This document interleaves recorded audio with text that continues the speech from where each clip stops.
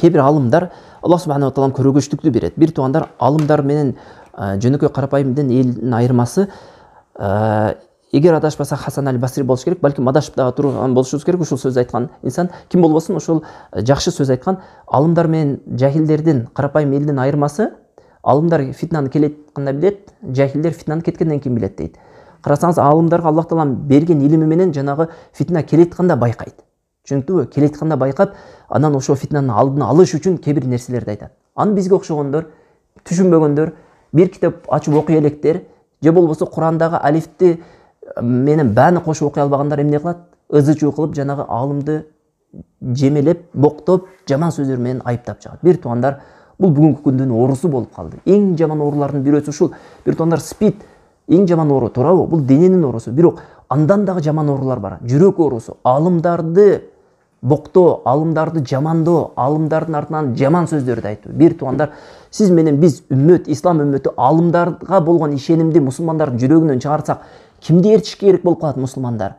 Бир ойлонуп көрүңүзчү. Ошол алымдар илиминин негизинде туура кээ бир фатвалары, балким падышалардын хавасына, падышалардын калоолоруна дал келип калып аткандыр. Бирок ал алымдар жети өлчөп бир кесип атат ар бир нерсени. Бизге жакпаса дагы биз ошол нерсеге нанышыбыз керек.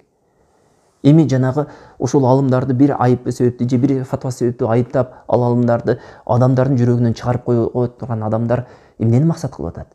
Алар бир эле нерсени максат кылып атат. Бүт алымдарга болгон ишенимди кетиргенден кийин ал адамдарды башка жахил адамдар ээрчитип кетишүү жеңил болот. Бир туугандар, ислам үммөтү, сиз менен биз, караңыздар, алымдарды ээрчитикке үндөлгөнбүз, буйрулганбыз. Алымдар сиз менен биздин жол багыт берген адамдарбыз. Эми ошолор бизге багыт бербесе, илиминин негизинде, шар'ий илиминин негизинде, таквалыгынын негизинде багыт бербесе, сиз менен бизге эшмат менен ташмат өзүнүн ошондой жахилдигинин негизинде багыт берип калат. Ошол эле бир туугандар, алымдарга болгон ишеним кеткенден кийин сизде бир эле нерсе калат, жахилдерди ээрчишиңиз керек болуп калат, андан башка эч нерсе эмес. Ошондуктан бир туугандар, ар бир нерседе, ар бир иште, ар бир сөздө ойлонуп туруп, жети өлчөп бир кескен адамдардан болууга аракет кылалы. Эгерде андай боло албасак, жети өлчөп бир кескен адамдардын ошол мындай насааттарына ээрчип жүрө турган адамдардан кылсын деп Аллах тааламдан дуа кылып калабыз. Субханакаллахумма ва бихамдик, ва нашхаду ан ла илаха илля анта, ва настагфирука ва натубу илейк.